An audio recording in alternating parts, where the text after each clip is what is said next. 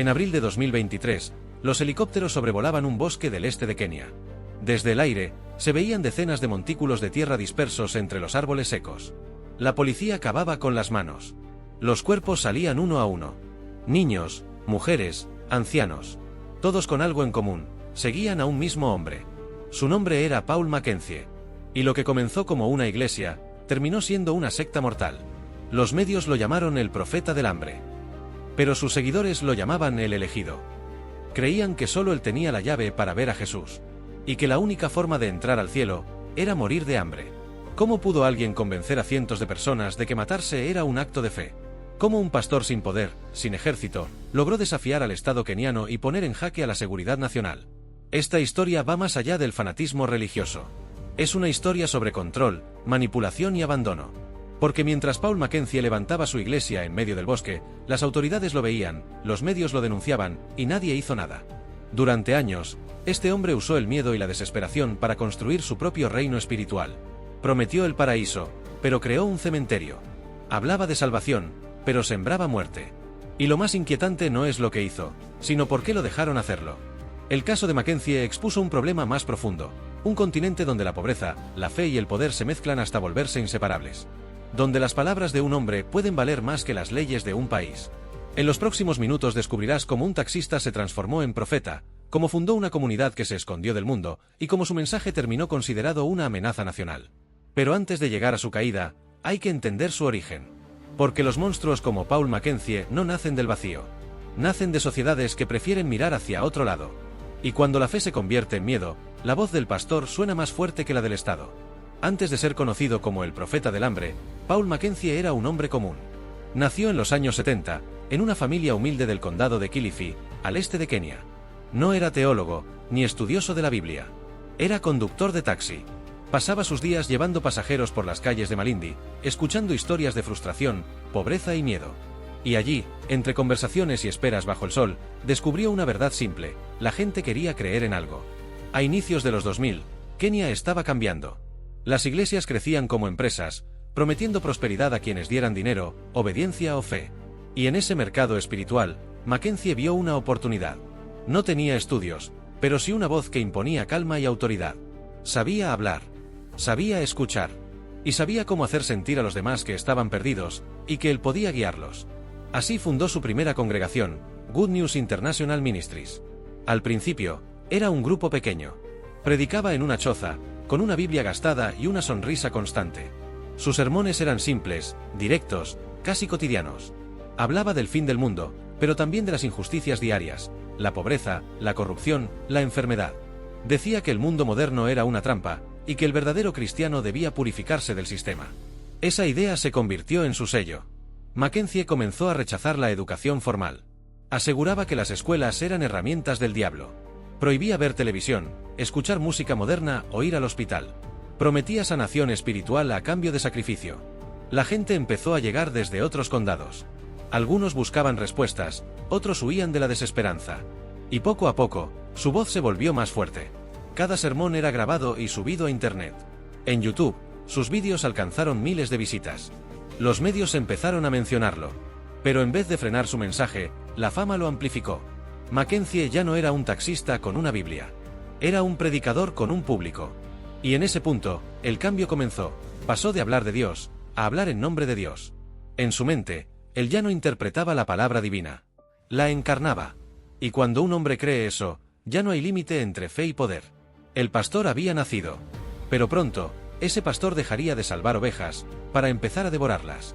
Para cuando llegó el año 2010, Paul Mackenzie ya no era solo un pastor local. Su nombre sonaba en las radios comunitarias, su voz viajaba por YouTube, y su iglesia había dejado de ser un lugar de oración para convertirse en una comunidad cerrada, donde todo giraba en torno a él. En cada sermón, su tono cambiaba. Ya no hablaba de esperanza. Hablaba de castigo. De un Dios que observaba y juzgaba cada acción. De un fin del mundo que estaba cerca, muy cerca, y que solo los fieles sobrevivirían, si seguían sus órdenes.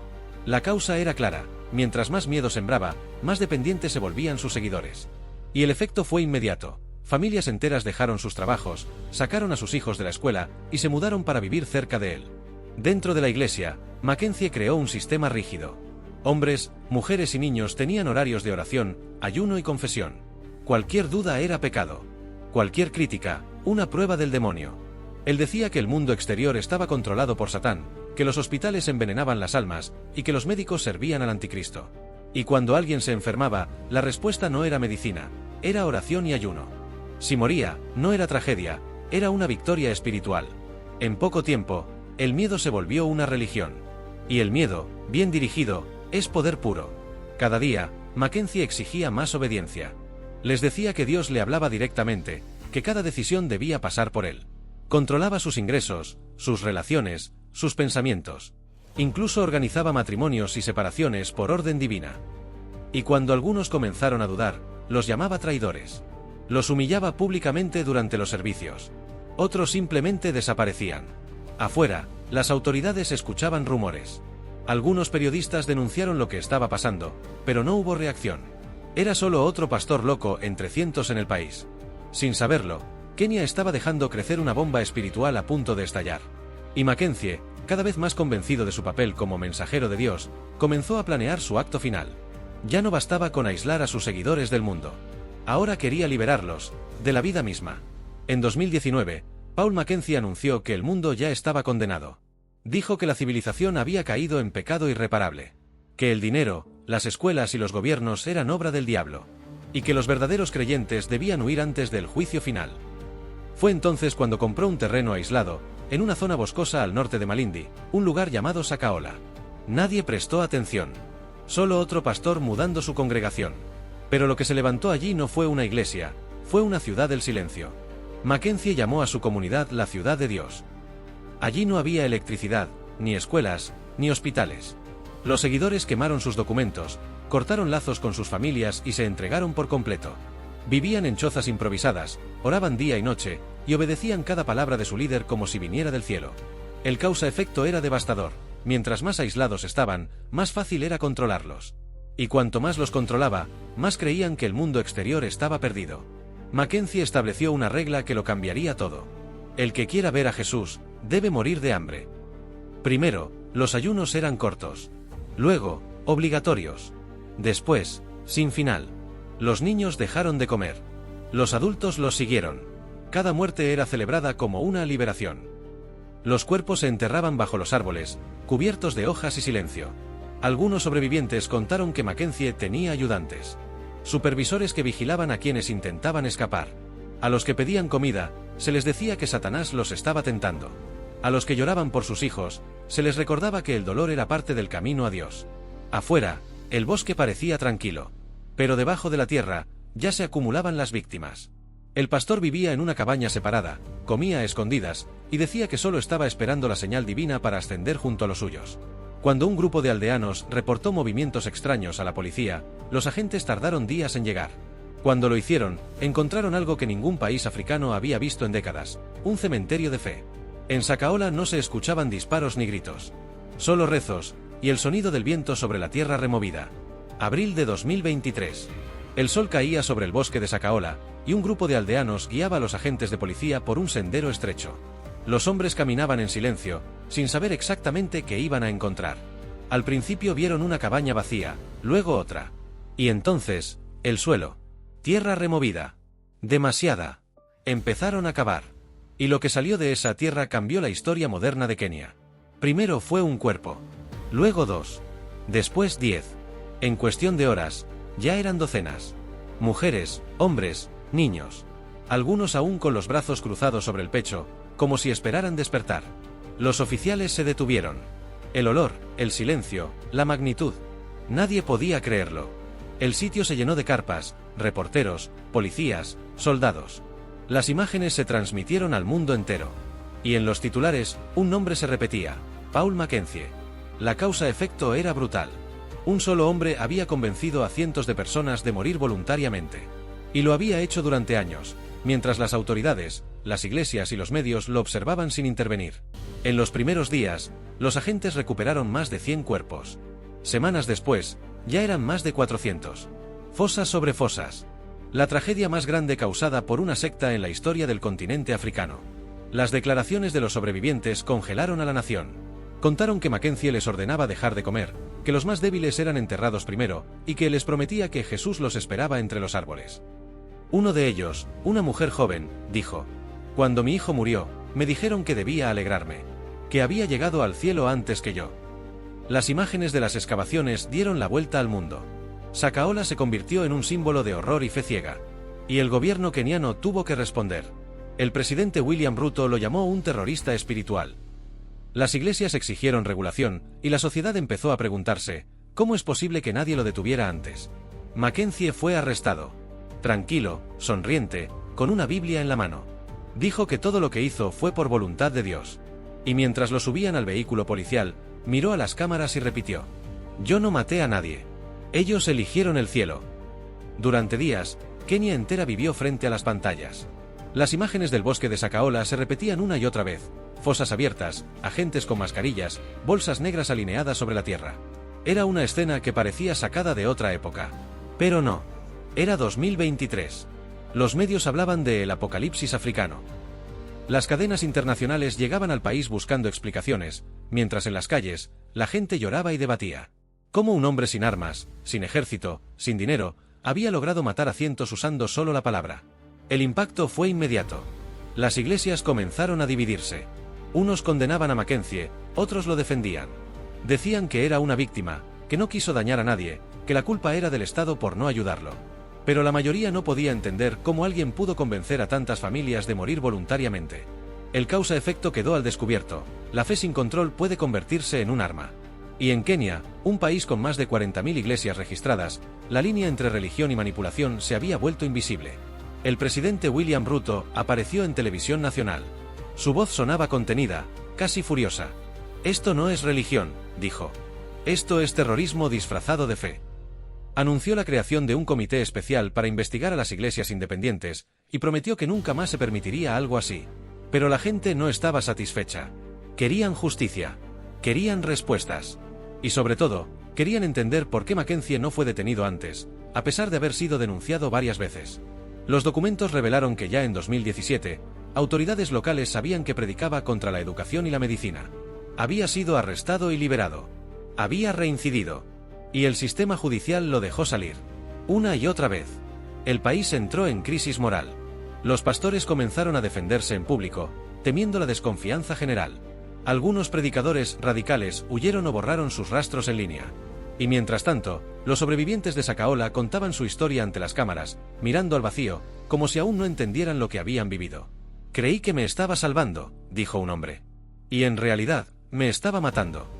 El gobierno decretó el bosque como zona de crimen nacional, y por primera vez, Kenia miró a su propio reflejo. Lo que vio fue una mezcla de fe, dolor y abandono. La primera vez que Paul Mackenzie fue presentado ante el tribunal, llevaba el mismo aire tranquilo de siempre. Ropa sencilla, Biblia en la mano, mirada serena. No parecía un asesino. Parecía un hombre convencido de haber hecho lo correcto. La sala estaba llena. Policías, periodistas, familiares de las víctimas, y un silencio que pesaba más que cualquier palabra. El fiscal lo acusó de asesinato en masa, terrorismo, abuso de derechos humanos y radicalización.